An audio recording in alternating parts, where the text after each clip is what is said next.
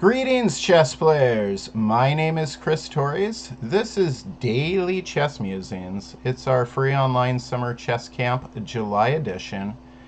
And I am joined right now, I am honored to be joined by my good friend, FIDE Master James Eade.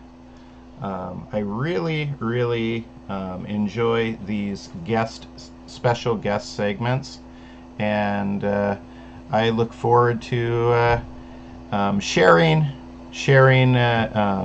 Jim's incredible knowledge for chess with you guys. Good morning, Jim. How are you? I'm doing terrific. Thanks for inviting me, Chris. It's always a pleasure. Awesome. And if you guys are in chat, I see a lot of you in chat. Just feel free to let me know if there's any problems with the sound or any technical issues like that. Before we get started, Jim, I've been hearing a lot about you and the Eade Foundation. I think you were Oh, had a news story that was up in Times Square, and oh, some other impressive outreach. Um, what's going on with the Eade Foundation? What have you been doing this year? well, yeah, thanks for bringing that up, Chris. By Marquise Who's Who as a distinguished humanitarian. And this year they it broadened that to top executive. So they've included me. They produce American citizens in 19 uh, in 2024, and so it's something that I never expected would happen. And you mentioned it. They took out a little, the 20-story little. There was a 20-story building where my picture and the Eade Foundation was on it in Times Square in New York, April, and get my head around that. That was quite something. And they've also taken out ads in the Wall Street, Forbes, and well read and um, you know help essentially what they're doing. And I'm really able to take advantage of it yet. Um, and I'm not sure. I think maybe grant writing is in my future, trying to get someone to donate because the demand is always Mm-hmm. greater than the supply. Yeah. Um, in order to keep doing what I do, I need more help in terms of donations and that sort of thing. But I'm very excited about the projects that we've been doing and are doing. And, we have a almost completely built in Uganda. And we have a program that went from 20 kids in Cape Town, a neighborhood in Cape Town. It's now over 400 kids, and they've gotten into the school systems. So, and there's a similar story going on in Zambia. So I don't take credit for it. You know, I just help them get to work, and not the foundation. Are you still there, Jim? Uh-oh. I think we just lost Jim.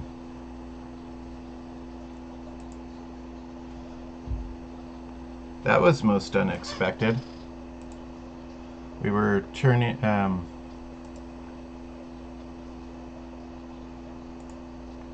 Can you guys still hear me on Twitch? I think I'm still live on Twitch. I'm still live on. Give me a thumbs up if you can still hear me on Twitch.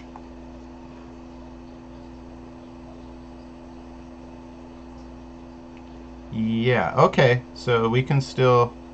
You guys can still. Rohan the Great saying go into settings, advanced, then turn off low latency. So Rohan knows something about something that's going on. But the more, yeah, the big concern now is I lost my guest, but I have Megan here helping. I think we're just gonna have to call him again. Oh, Oh, I heard it. I heard him for a moment. it dropped. It didn't hit end. It Yeah. just dropped. Yeah. Let's try calling him again.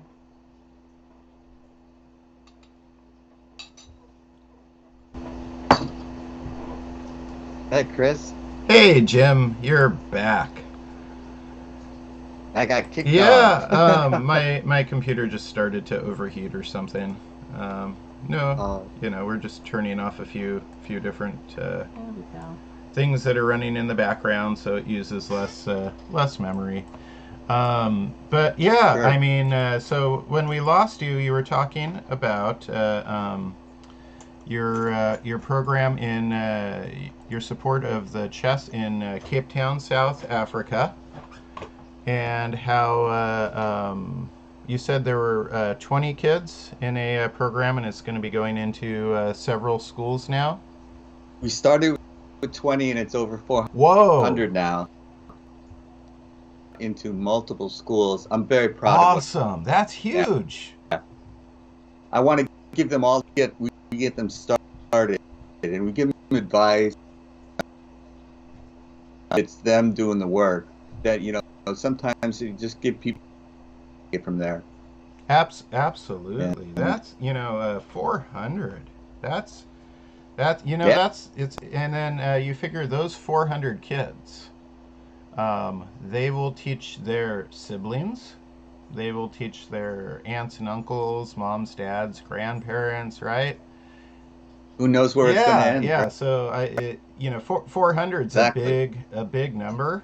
But if 400 kids have learned how to play chess, then it would be easy to estimate at least 4,000 people in the community have have been exposed to chess now. So that's That's that's our tag. We build communities through yeah, yeah. chess. And what's your website again? It's Eade Yeah, eadfoundation.org. Always doing great stuff. So I have another question for you, Jim. Yeah. I've never asked you this. Have you met Okay. Samuel Reshevsky? Did you meet Samuel Reshevsky? I was not introduced to him, but I did see him. Yeah, I figured you might have been at the same place in time at some point. I never got to see Samuel Reshevsky. I think he passed away in '91, so a little bit before my time being active Uh, in chess. But he's kind of an interesting character in the story of chess. Um, so he was. What do you know about Samuel Reshevsky, Jim? well, I have a photo of him when he's supposedly 8 years old playing a Mm-hmm. and you could tell by the clothing that it's early in the uh the pictures being taken, but he's playing he's playing a simul now because Samuel Reshevsky was actually quite diminutive. He was not Mm-hmm. so, so they would say that he was I'd be small for his age, and could have been old, but the caption says he's 8, and who knows how old he was. But in any case, he was Yes. playing against at least 20 masters and shocking them with his ability.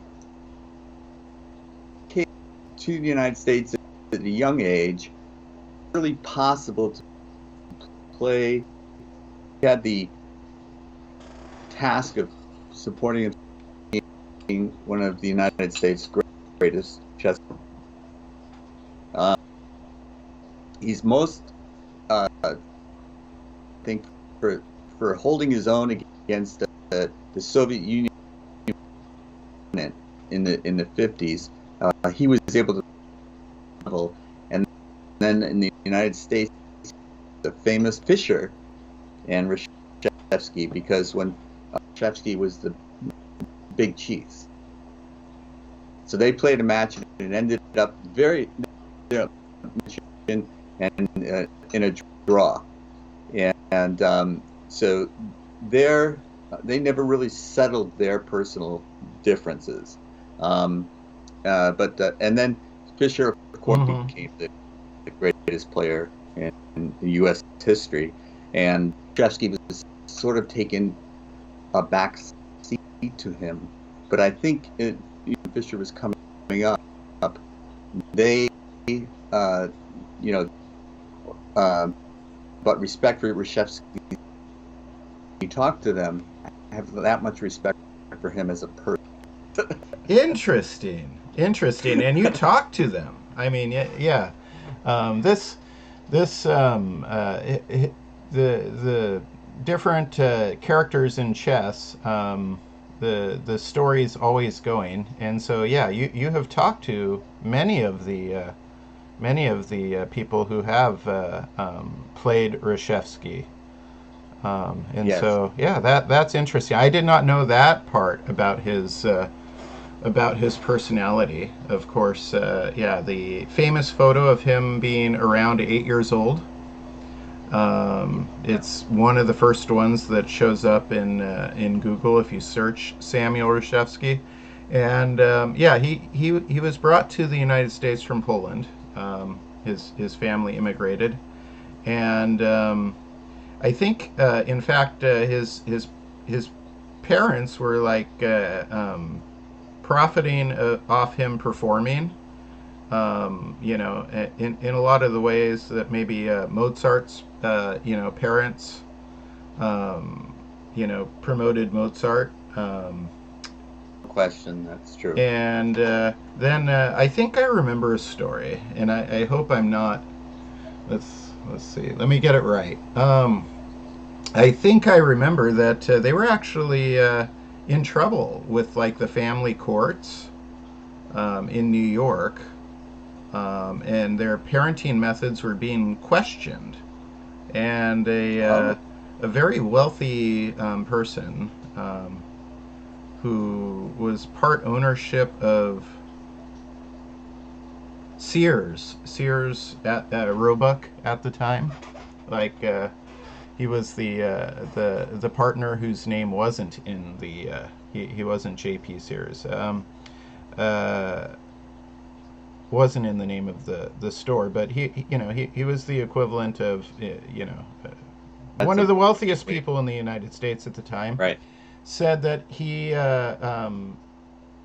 would make sure he would be a benefactor for the family and make sure that Reshevsky finished his education, and so his parents did not lose custody of Reshevsky, but yeah, it was actually.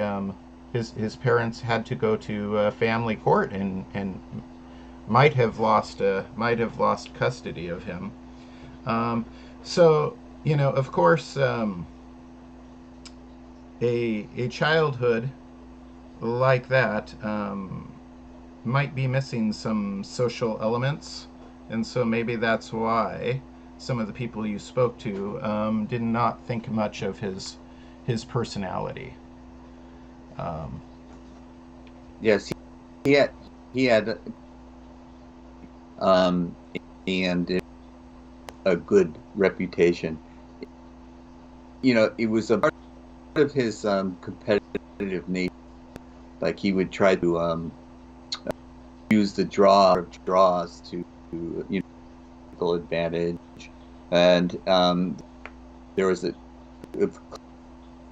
him losing on time.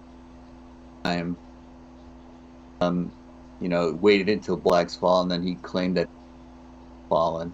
And this was an important match that saw it, and it was just a big masters. It was like one of the that they just couldn't get over, that someone So he was doing some gamesmanship stuff, Yes, and chess at the highest levels um, is held with so much regard that generally we don't see players stooping to lower levels of gamesmanship to try and gain an advantage. right. So that's interesting. I didn't know that. The other thing I know about Reshevsky is as you said, he wasn't a professional chess player in the sense that that's how he got his income. In fact, he was an accountant. Um, and that was his main source of income. But he was an active chess player and a top chess player for decades and decades and decades. So in that sense, he never really retired from chess. And I want to say maybe he played 11 or so world champions, and I don't know. And I he probably beat that many too. I don't know if there's anybody else. I mean, they're mm, I would have a hard time thinking of somebody else who's played more world champions than Reshevsky. Well, yeah, I haven't thought about it, but he's Hmm. love Tal, Fisher, you know, Trojan, he played He all of them. connected. He connected. He was, yeah, like the entirety of 20th century chess could be connected. After Luckian died, and since that front of international chess, Fisher really took over, and Seversky sort of faded into the background, but he wasn't out of Hmm. the picture. You know? So yeah, it was a long period of time, decades, as you say, uh, top flight competition. A great, great player. The other thing I would say about Reshevsky is that he was extremely formidable when he had white, and not as formidable when he had black. So I think the game that you selected was for today was very instructive. It's a famous game, and so I have seen it before. Usually, you spring a game on me that I've Yeah. never seen before, but this one I have. Yeah. I Uh, you know I just I kind of think about what is going on with my window here. Let me fix things. It some of it's just like mood dependent. Um, and yeah, I was thinking about which game we might look at today, and but you picked a good player because people today may have forgotten about Reshevsky's contribution to the culture of the game, which is formidable. He was a tremendous player, and his contribution to the game is very significant. yeah, and so we talked about how he played like a dozen or so world champions. Probably the first one that he played, in the long list was Emmanuel Lasker. What do you know about Emmanuel Lasker, Jim? Lasker happens to be one of my favorites because he was also, not in terms of his career. He thought of himself more philosopher, basically an intellectual. And he was friends, for example, and that was good and,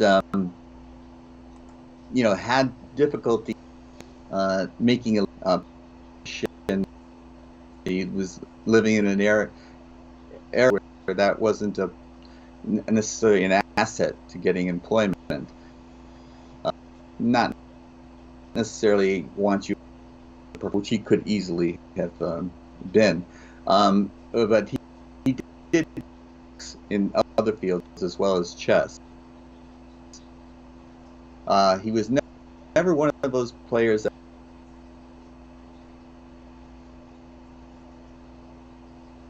Mm-hmm. Lasker's school of play.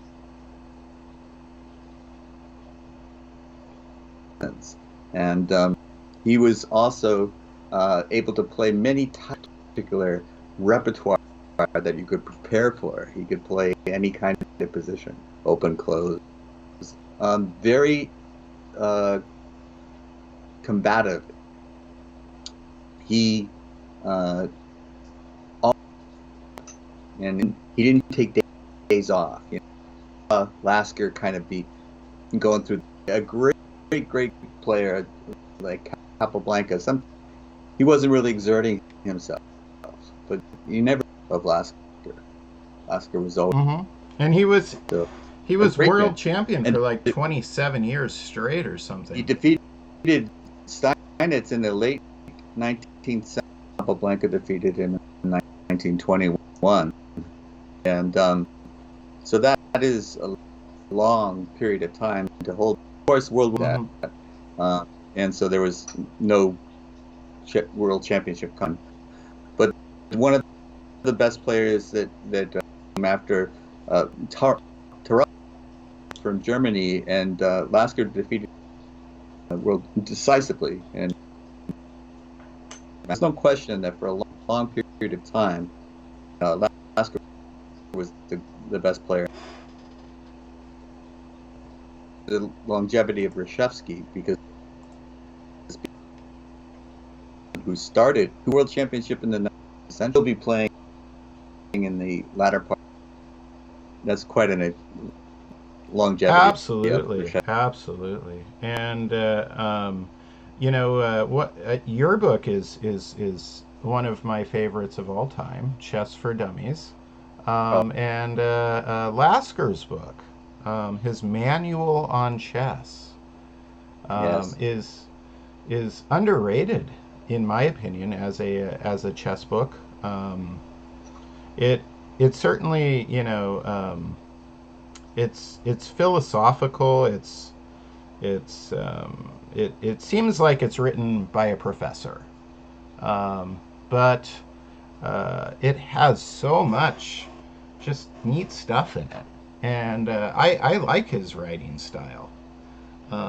It's just a really neat book, and 27 years as world champion, and being a mathematician and a philosopher who hangs out with the likes of Albert Einstein. Just what an interesting and an incredible personality Emanuel Lasker was, and the more I look at his games, the more I see what you were saying about how he adapts to his opponents. Every time, it's sometimes, earlier I would like spot maybe a questionable move that he played, and then going back through, I realized that it wasn't a questionable move at all. It was I didn't quite understand his motive, and I think a lot of his opponents at the time probably had the same, why am I losing, and then later on they figured out the truth of the matter. Comment, Chris, because I think the winning games against Lasker, and they ended up losing, and they were about why that happened. Lasker did not always make the best move, and I think play. His thought process was just different, and so you would see after conclusion of the game or something like that, or sometimes later on, what his thought process was, but it wasn't apparent from his moves, and so people would say, but they didn't understand the intent behind it. Aaron Nimzovich went through when he played his my system. When he played certain moves. In fact, he had a much deeper goal in mind. This my system came out, and it was, then everybody understood what was trying to achieve in these closed positions. And Lasker was not as easy to pigeonhole as you would Nim.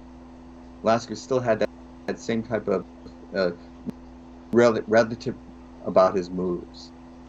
Sometimes people just didn't understand what he was trying to accomplish.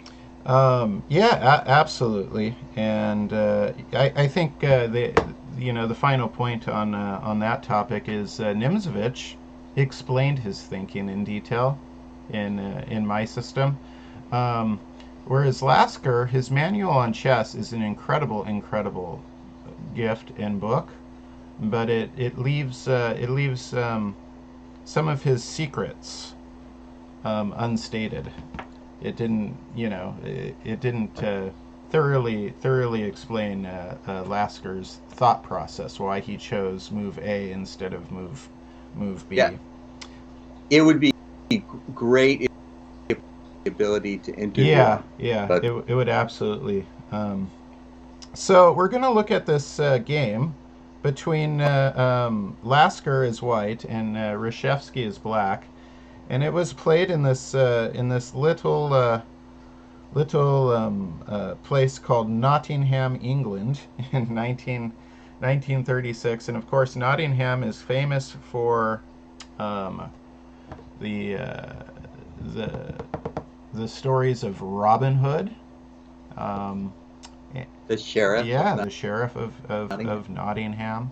But in 1936, there was an incredible chess tournament at the university there, and it had a who's who. You were talking about the Marquis who's who. The 1936 tournament had the who's who of chess players.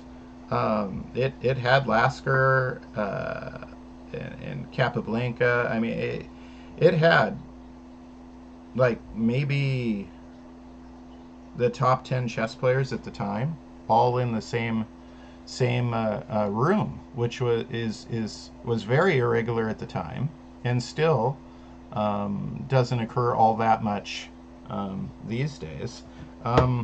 So, have you spent much time looking at the 1936 Nottingham tournament, Jim? Well, in the past, I had to go over this game, of course, before. But yeah, we were talking about Reshevsky is States and Ruben Fine also played in this tournament. He was other players at that time. That was world championship. He was world championship captain. And this is also the kind of the introduction of Botvinnik, who became world champion and dominated these early 60s. It's like Lasker, Capablanca, Alekian, and Max, who ended up defeating Alekian in a match, although Alekian won the rematch. I think,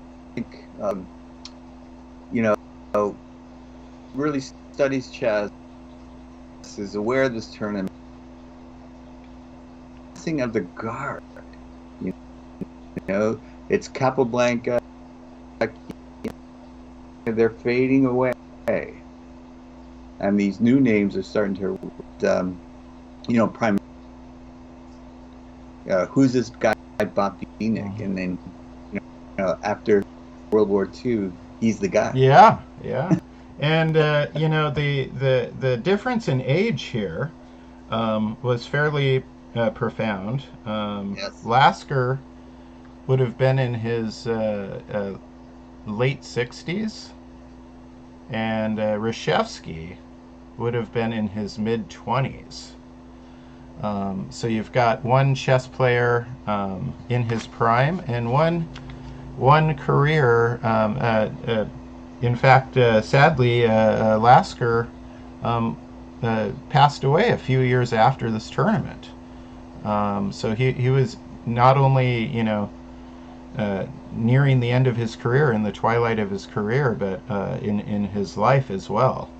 Uh, Well, he had won the world championship about 50 years earlier. it's amazing. It's amazing. This is we were talking So, about how Reshevsky connects history of chess, the story, but this tournament had the heroes of the past and introduced, like you said, Botvinnik, and um, it's just an incredible moment in chess history. Um, Lasker begins his game with d4, and let me go ahead and turn.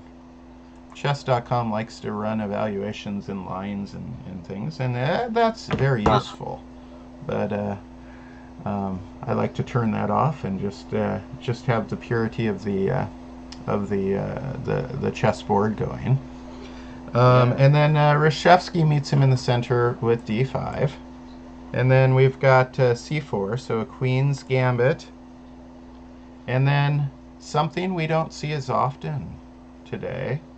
And something, honestly, I should know more about this opening, and I don't. So I'm going to learn a lot from you, Jim. DX c4, the queen's gambit accepted.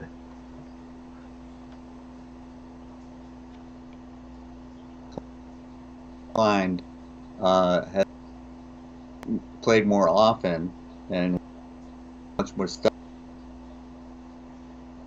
It's sometimes it's come in and out of Yeah, fashion. it's been out of fashion for a while, and yeah. So I mean, obviously, Black's taking this pawn on c4. The tension is relieved right away. Um, yeah. Well, what we see, Chris, it's a really good point to talk about. You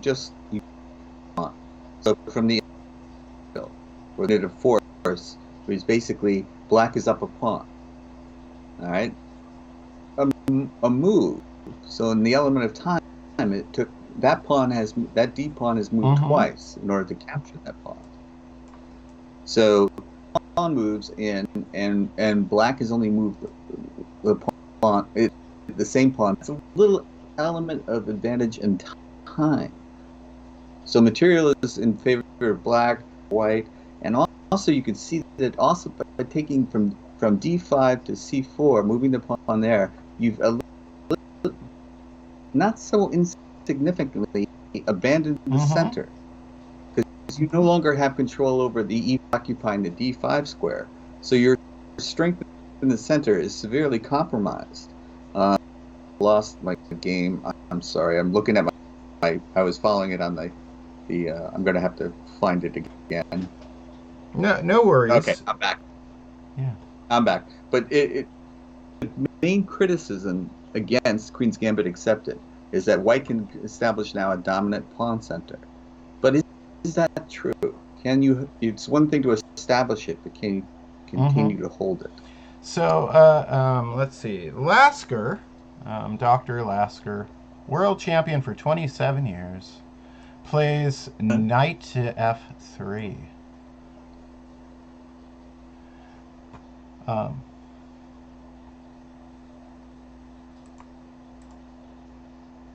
Five. mm-hmm. Um,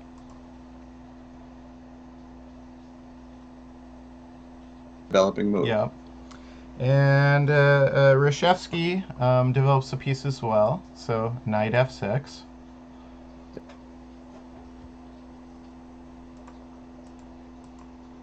Mm-hmm.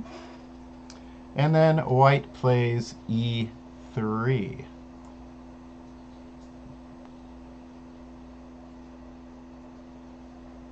Alaska is White is doing is he's going to reestablish material balance. He's taking a pawn move. Look at the bishop on c1. Now trapped behind the pawn chain. The pawn chain starts at f2, e3, 4. If pawn good, but so its mobility is severely impacted. Mm-hmm.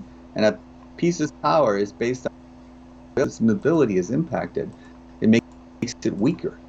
So the move e3, bishop on f1, but weakens the bishop on c1. So it's a little bit more passive. They would play something like knight c3 or have an e3.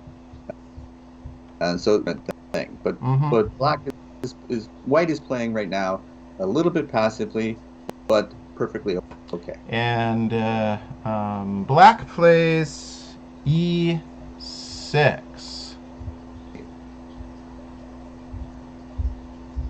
Following white's piece, Mm-hmm. the bishop on c1 applies to the bishop.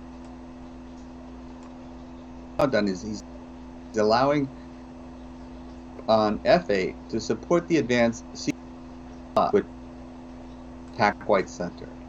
And this is an important break. If you're going to center, you need to play c5. And so black is supporting that, and that's the idea behind it. And white plays bishop captures c4. Black follows up with what we and black plays pawn c5. So you said this is an important pawn break. And why is this an important and thematic pawn break in this structure? Okay. Is you want to move your knight c7. If c pawn to c knight to its natural square c6 without blocking it. What's the center on d4? You're threatening to capture on d4, and so then you would balance in pawn structure if white would capture e pawn, or you would have a structure if white captures with piece. Either way, black has some either established equality in terms of material and pawn structure, and you might have a trail much, and so you're close to equality. Captures with the pawn, you have an isolated pawn, a pawn structural advantage, and so it depends on how white chooses. Lever c7, c5 cannot be left quickly in order to get your shot at the center, and so it's important to do, and it's important to do. That's right away. I really just love the way you explain chess, Jim, and the idea of if black takes on d4, then white is left with the choice of either having an isolated queen's pawn or taking back with their knight and having a symmetrical pawn structure. And it's just you break things down so well. I really appreciate it. Thank you. And let's see. Emmanuel Lasker plays knight c3.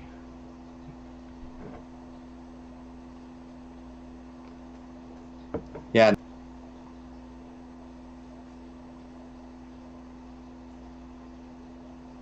You're trying to complete your. It's attacking e4 and d5. It's to criticize. Yeah, good. three developed pieces now for white versus just one for black. And now we get a more cryptic move, maybe. Reshevsky plays pawn to a6. What's he doing there? Yeah.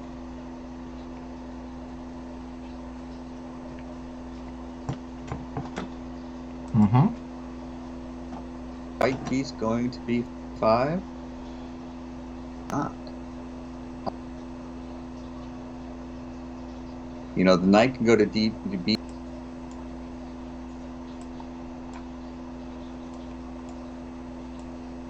far as I'm concerned. And go to Mm-hmm. D7. So that doesn't make sense. So it doesn't seem to be a defensive move. So what's the other thing? It's square. Well, maybe support. It's intended to support the B7, B5, which would attack the bishop. Expand on the queen's side, and is develop the dark squared bishop castle, get the king to safety, and then mix things up in the center and the queen side. So A6 is like a almost wasted move, but it does have a point, and the point is to be aggressive on the queen side. So even though it's just a pawn move up, it's actually an active. Yeah. You know, and some, I'm sure Lasker heard the whisper from Samuel Reshevsky when he played this move. I like to think of chess as a conversation, and A6 is whispering the intention of playing B5 and doing that space grab on the queen side. That's a good way to put it. It's a space you want to advance it, and near advance.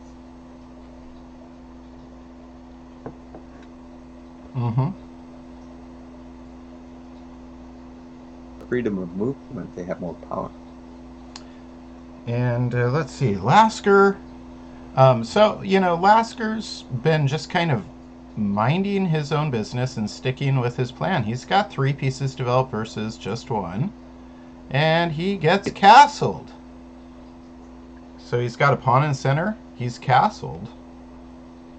Now, obviously, he knows ability.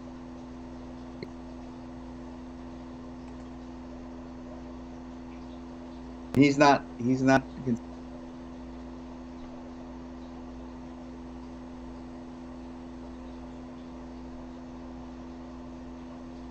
complete my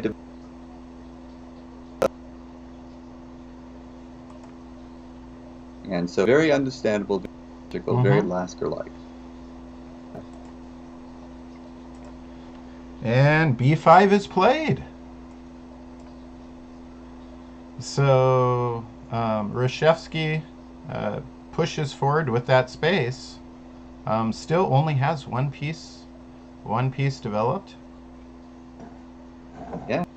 From a standpoint, white moves and black.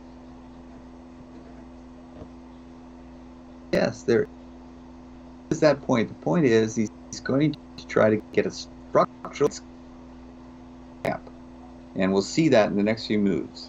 So Lasker plays bishop d3. Now that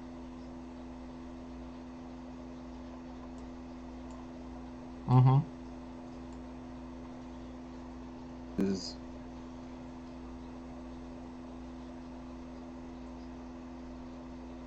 attacks the so centralized on b3 because they're to move again. But c4 would force it to move again. Whether so it's I don't think it's that important where it goes to. So Lasker chose to put it on classical continuation. Yeah, and Samuel Reshevsky now captures on d4. It's my time to strike. I'm going to give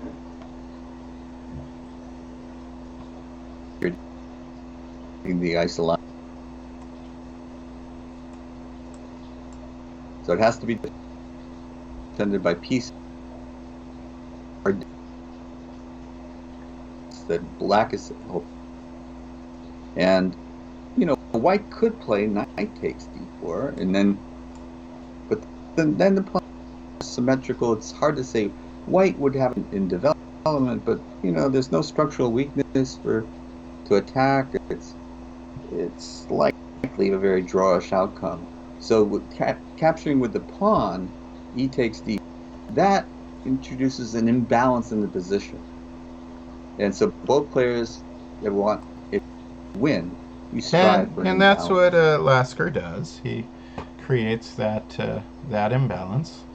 And now Reshevsky uses that extra space that he obtained on the queen side to place his light bishop, the one that was used to be trapped by his pawn on e6, on b7.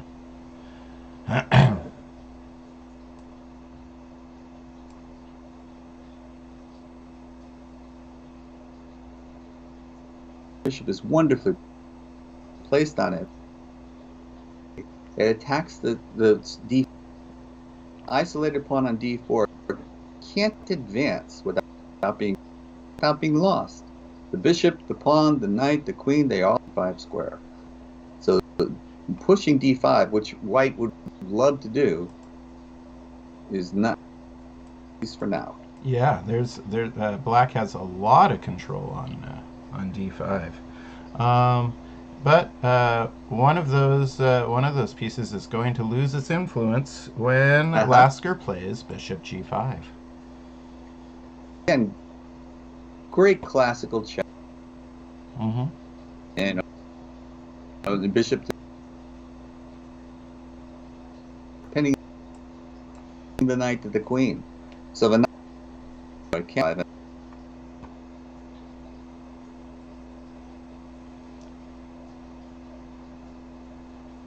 And that now the knight can't. Now immobile. It has. So Reshevsky wants to castle anyways, and he doesn't like that pin, so he plays bishop e7. And you the pin, giving the knight power again. And now, for those of you who check out my content often, you know that Lasker has a pawn in the center. He's castled, and now he unifies rooks by playing queen to e2. So he's completed these 3 important opening goals. This is completely according to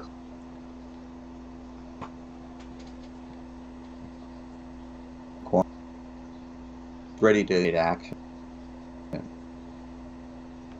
He's ready. He's done everything he's supposed to do. And the queen is placed in the same file as his opponent's king, and Reshevsky knows you don't want to leave that too long. So, especially with the center already partially open, so he castles. And let's see. And now Lasker has one piece he hasn't touched. And again, the secret that I learned from Paul Morphy is he would make sure he gives attention to all his pieces early, and Lasker plays rook a to d1, placing his rook in that d file. Now this is a really which rook in this situation. Mm-hmm. Because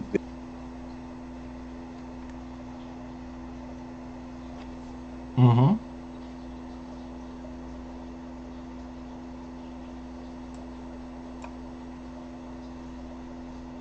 Rook that Mm-hmm. wants your rooks on e1, c1, and d1. And this is for me to sort of, Yeah. and I have to make a decision because I open file is a C file. I want my rook on that file, and so move looks wrong to me. Now it's moving the last developed piece, but I would think myself play it to c1, and the other rook to d1.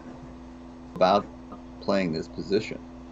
but it's hard to criticize because it's a good developing move. It completes its Mm-hmm. development, allows the bishop, and which would help the rook support the advance to d5 if that's going to be one of the variations that's in play.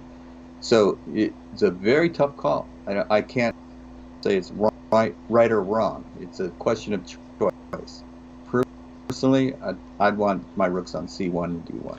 Fascinating. There's always, as you say, there's always pluses and minuses Yes. to every move in chess, with the exception of checkmate. And yeah, moving the rook. One little tidbit of advice that I give to a lot of younger players is if they don't know what to do, a queen in the same file as your opponent's king, which Lasker had just done. And now a rook in the same file as your opponent's queen. And it is a Yeah. semi-open file, and your d-pawn is isolated. But it means that rook on f1 can only go to e1. So there's definite pluses and minuses. And yeah, you broke it down very, very, very nicely. Let's see what Reshevsky does. Reshevsky gets his other knight into the game, but chooses d7 for it, not c6.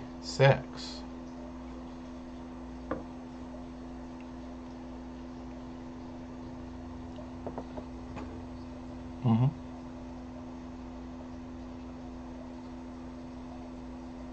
Mm-hmm. Have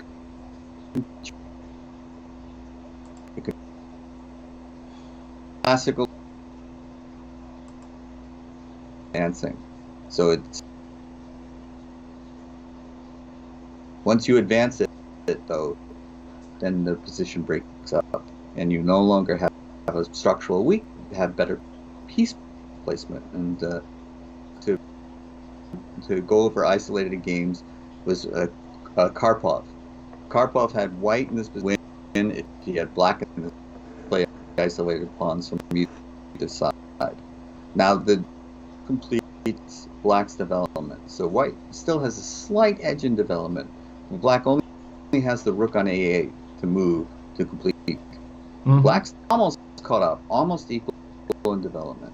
The pawn structural weakness on white can't really be resolved very easily, since the advance to d5 is not possible. Make that d5 advance more likely, because the pawn would then be hitting the c6 knight.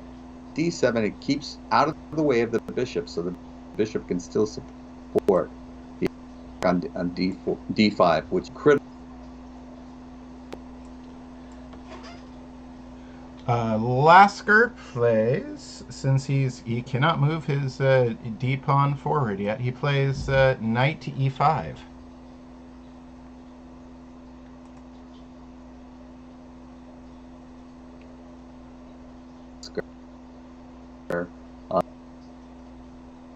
That this is 1936.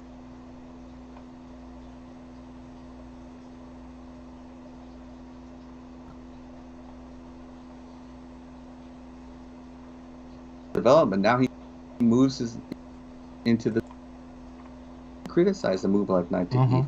Someone like Lasker must have seen like absolute logical thing to do. The only problem I can see for,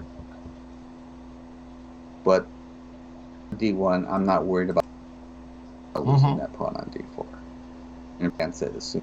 And he would welcome a trade of knights, because then yes. Great point, Chris, because if the knight takes knight, then the pawn will be captured, and you take away, you no longer have an isolated pawn, you have a pawn on e5, just cramping position. So white would love for black. Yes. And let's see. So Reshevsky, of course, does not do the knight trade. He plays knight to d5. Knight f6 goes to d5. Critical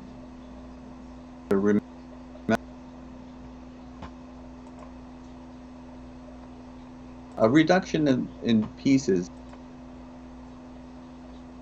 cramped position.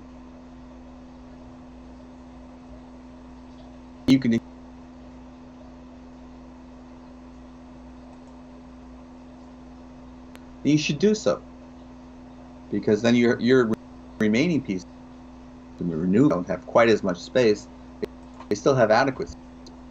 So this allows the exchange of the dark squared bishops, which is in black's interest.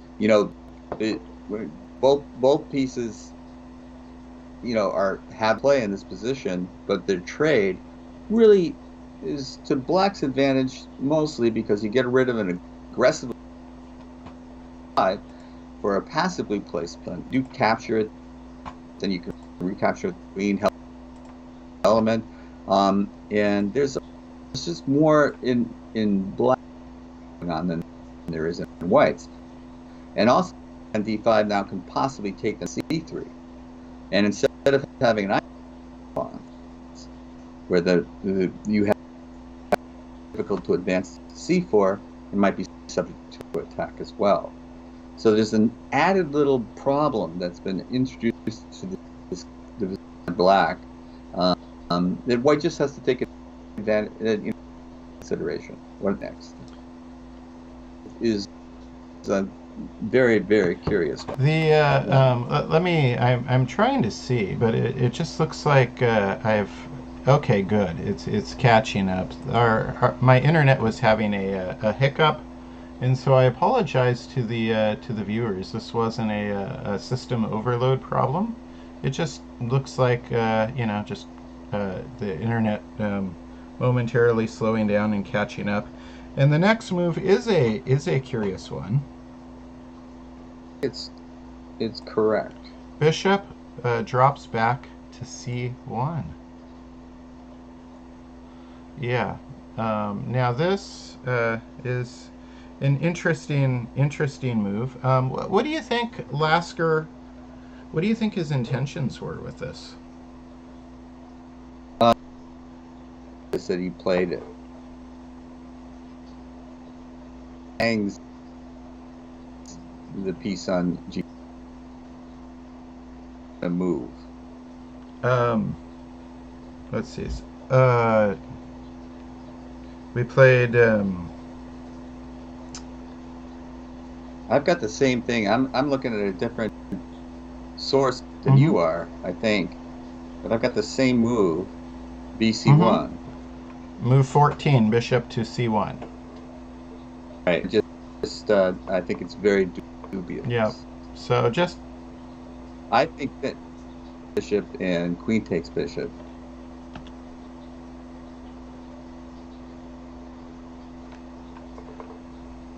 So you're suggesting that Lasker should have played bishop takes e7?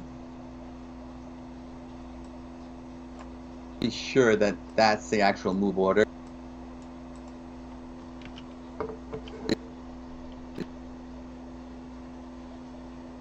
Oh, excuse me. I'm sorry. I got this all wrong. C1. I thought bishop takes bishop was preferable. Bishop c1. Now that was my mistake. Excuse me. No problem. Lose a piece, as I was saying. I was playing bishop to b1. Got it. I was saying that can't be right. No, okay. So bishop c1. Now this looks like a mistake to me. Yeah, it's still a curious move. Right. The reason I say it is it back to its original square. So you've gone to c1. So you've undone your development from that point of view. And the other idea is you didn't want this bishop because it helps. Black plays bishop takes e7 with a queen. Queen takes e7 and completes his development. So he's pretty happy. So black's really kind of happy in position, and so Lasker probably didn't want to. And but it's perfectly perfectly playable. There's really white has no Mm-hmm. advantage. C1 though doesn't preserve white's advantage. Maybe Lasker's trying too hard to. Exactly, exactly right, Chris. He's trying to that he really should just say, okay, this is pretty even. Mm-hmm. And uh, when uh, I don't know if I would even consider it, but I would have played bishop today. Yeah, it that seems natural, but it does allow Black's queen to. But again, this says, Lasker thinks, Uh-huh. Yeah. you know, and he just gives him the business. So It's just not something. Reshevsky plays knight takes c3, It's changing the nature. and then pawn takes c3, of course. So the pawn on D Mm-hmm. is on a half open. But if you do play to C4, so later pawn on D4 again. From the just, it's still a structural weakness.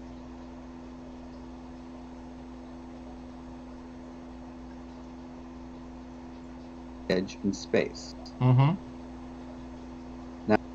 Now, the development edge, he basically gave up with this bishop to C1 move. So the only real thing that I can see that, he got his knight to E5. That's better than Black's knight. But are the white black bishops? No. So I would say that right now,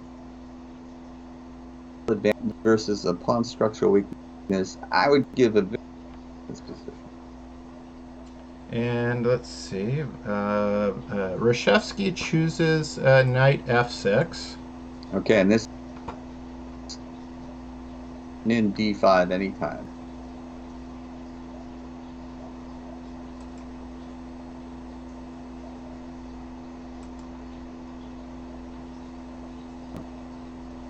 Pawns talking about Mm-hmm.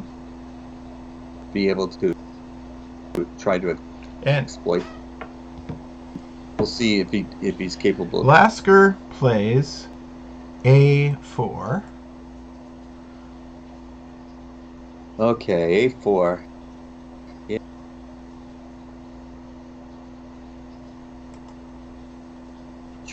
He's to get his pawns. Mm-hmm. A4, then he can play C4. Then he, but it's Mm-hmm. Black plays okay. Queen to d5.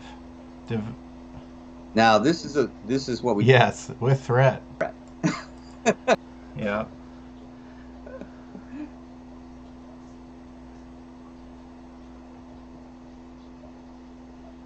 obvious to everyone, but Queen takes G2 would be checkmate.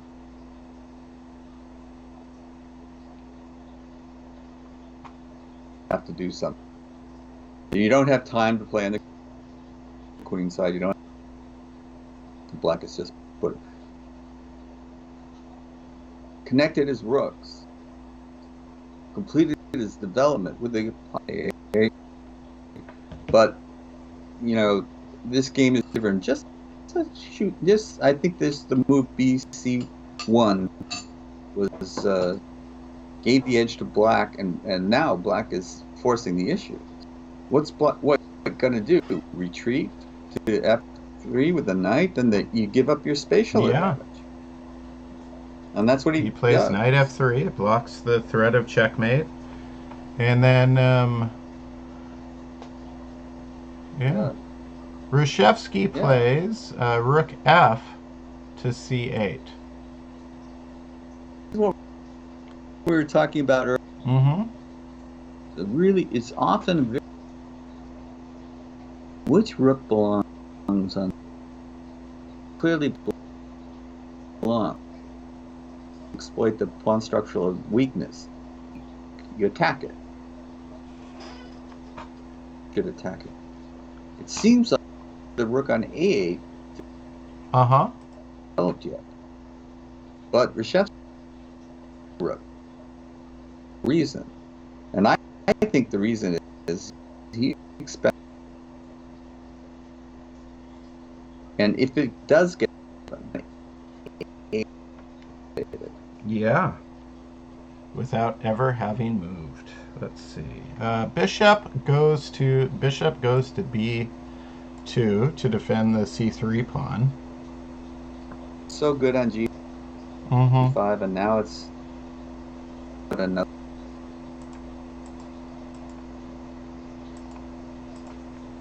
Like to do long way, and it's and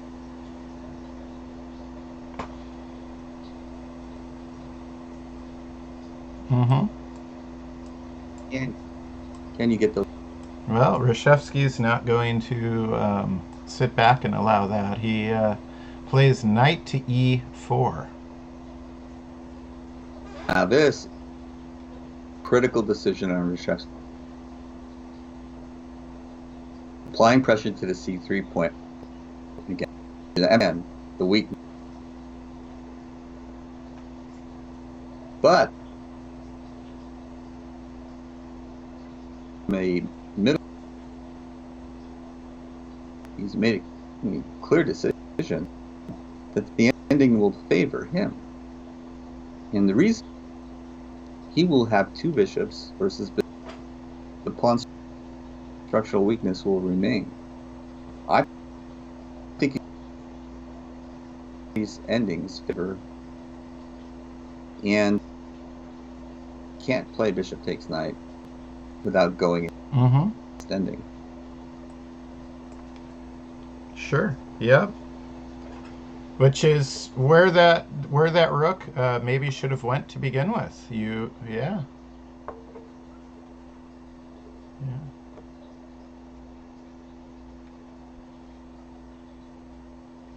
Is with black. Black is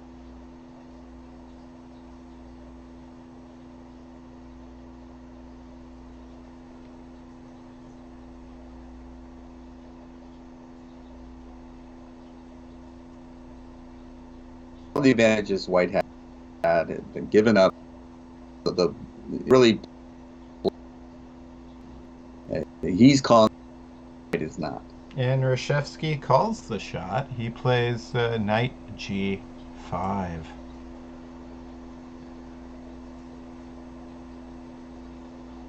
Mm-hmm.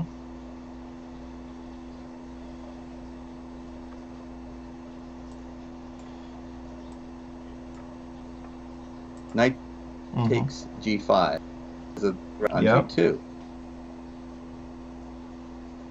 It's a sit and duck. Has no, I'm sorry, I made a mistake. It can move to e1 because Yeah.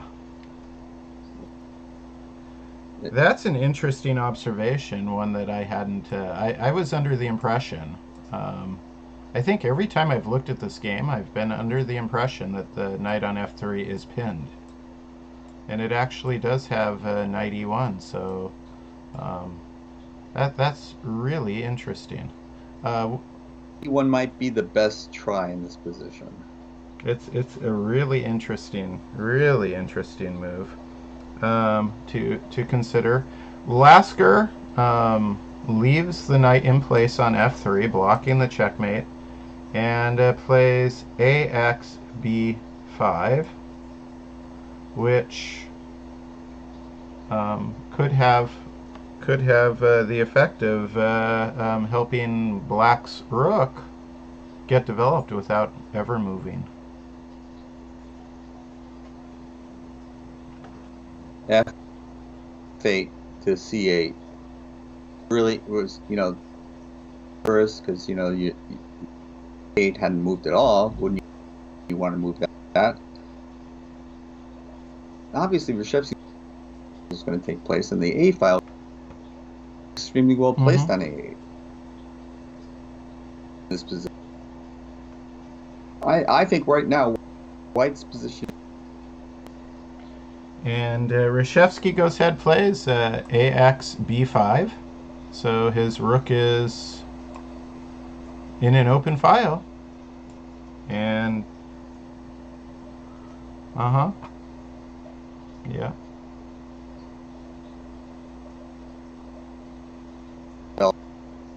At all, and one it took 2 moves to get. It's not aggressive at all. So, this is I can't stress this enough. Played White from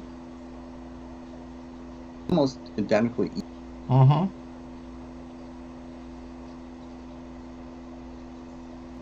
keep the bishop on G. To retain the bishop, and it was a game. Bishop takes B5. So he grabs that pawn, and but that takes a time, takes a moment. And Reshevsky looks at his checks, captures, and threats. First move he should be analyzing is knight takes F3 check.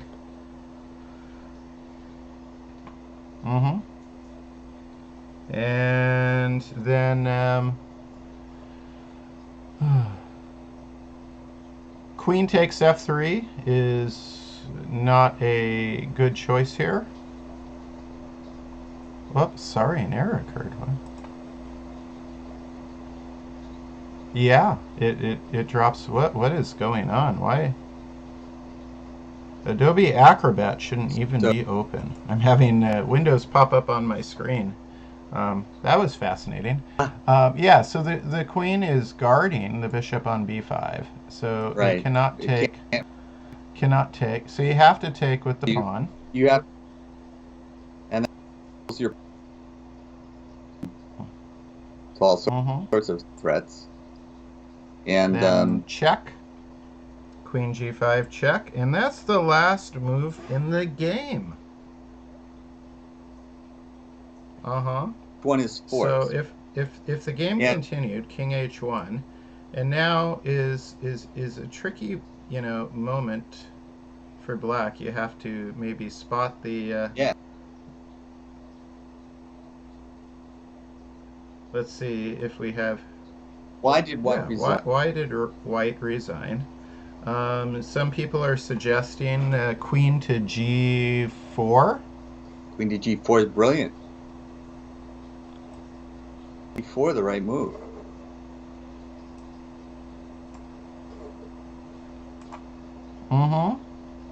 Can't capture queen.